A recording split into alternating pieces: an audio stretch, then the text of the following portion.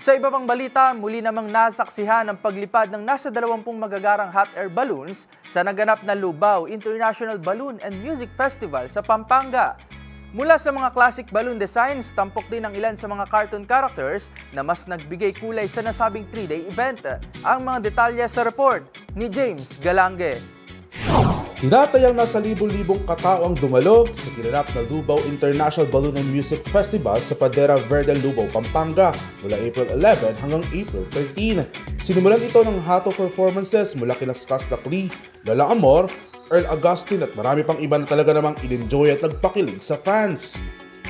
Pero ang sentro ng naturang festival ay ang muling masaksihan na paglipad ng mahigit 20 magagarang hot air balloons, kung saan ito ang kinilalang largest hot air balloon event sa Southeast Asia na nilawakan ng mga bansang mula pa sa Australia, Vietnam, Netherlands, Japan, Taiwan at South Korea.